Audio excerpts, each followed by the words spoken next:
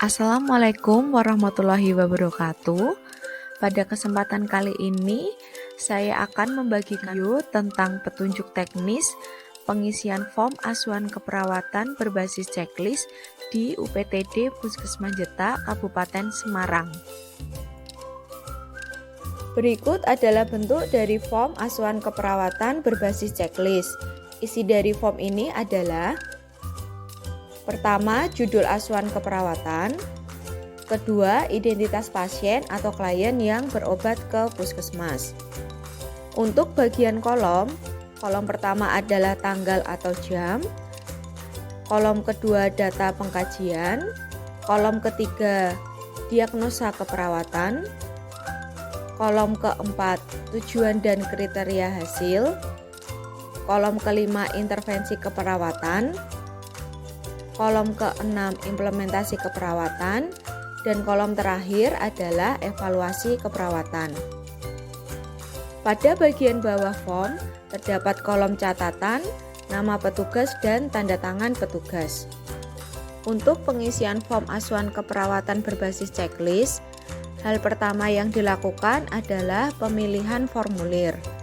Formulir dipilih sesuai dengan kasus dan keluhan klien saat datang ke puskesmas. Kemudian identitas pasien. Pada bagian nama pasien, tanggal lahir dan alamat, tuliskan sesuai dengan KTP atau identitas yang dibawa oleh pasien. Jenis kelamin, lingkari jenis kelamin pasien, P untuk perempuan, L untuk laki-laki. Kemudian nomor rekam medis. Tuliskan nomor rekam medis atau nomor indeks pasien sesuai dengan RM pasien di puskesmas. NIK, tuliskan nomor induk kependudukan pasien sesuai dengan KTP pasien. Nomor BPJS.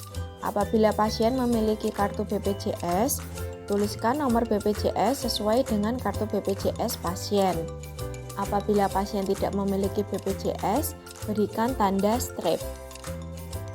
Kemudian untuk diagnosa medis, tuliskan diagnosa medis sesuai dengan kondisi medis yang dituliskan oleh dokter pemeriksa.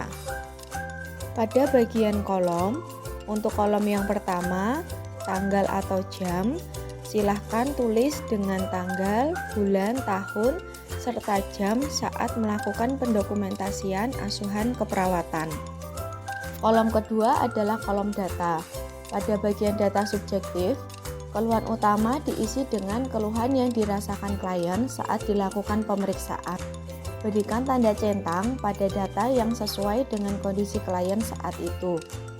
Apabila data yang ditemukan tidak ada di daftar checklist, petugas bisa menuliskan sendiri data yang ditemukan di bagian lain-lain sesuai dengan kondisi klien. Kemudian data objektif. Berikan tanda centang pada data yang sesuai dengan kondisi klien saat itu. Apabila data yang ditemukan tidak ada di daftar checklist, petugas bisa menuliskan sendiri data yang ditemukan di bagian lain-lain sesuai dengan kondisi klien. Kolom ketiga adalah kolom diagnosa keperawatan.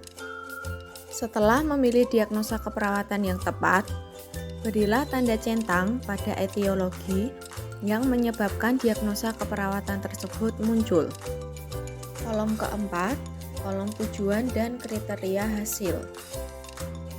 Untuk tujuan, pada bagian yang dikosongi, silakan isi dengan target hari perawatan atau kunjungan pasien. Kemudian, kriteria hasil, berikan tanda centang pada target yang akan dicapai saat melakukan asuhan keperawatan. Kemudian, kolom intervensi. Pada bagian kolom ini, berikan tanda centang untuk intervensi keperawatan yang akan dilakukan sesuai dengan kondisi klien. Kolom keenam adalah kolom implementasi. Pada kolom ini terdapat implementasi keperawatan, yaitu observasi, terapeutik, edukasi, dan kolaborasi. Pada masing-masing bagian implementasi, silakan pilih dan berikan tanda centang untuk implementasi yang akan dilakukan kepada klien sesuai dengan kondisi klien. Kolom ketujuh adalah kolom evaluasi. Evaluasi keperawatan ditulis dengan SOAP.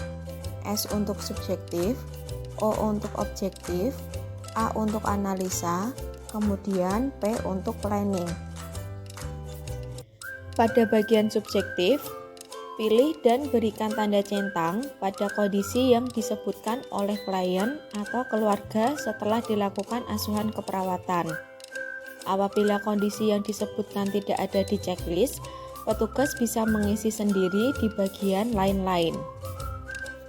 Kemudian, bagian objektif, pilih dan berikan tanda centang pada kondisi yang diamati dari klien setelah dilakukan asuhan keperawatan. Jika terdapat kondisi lain, tuliskan di bagian lain-lain. Untuk A, analisa, pilih dan berikan tanda centang pada 3 pilihan ketercapaian masalah asuhan keperawatan untuk diagnosa tersebut. P, planning. Pilih dan berikan tanda centang pada 2 pilihan kegiatan. Yang pertama, jika akan melanjutkan tindakan keperawatan, maka tuliskan nomor rencana kegiatan intervensi yang belum dilakukan atau akan dilakukan kembali. Kedua, jika masalah sudah teratasi, maka pilihlah list hentikan intervensi. Kolom catatan.